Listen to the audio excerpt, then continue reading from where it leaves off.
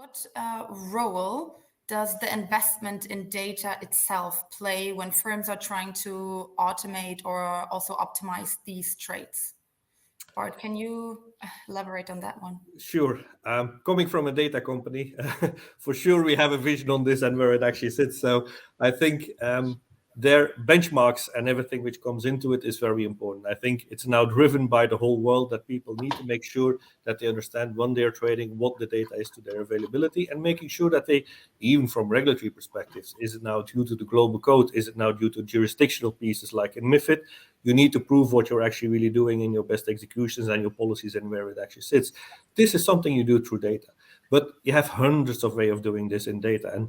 And people are doing this in Excel. Some people are doing this actually with the right tools. Some people are doing this by writing on paper. I think there are 100 ways how you actually really can look into it, but vital into it is what is the data which actually is available towards you and which are actually also for your purpose actually really into it. So because people sometimes, I would say they are swamped in the way how they look at data because there is everything. Data need to be specifically for you, something which is valid, how your company can actually really work into.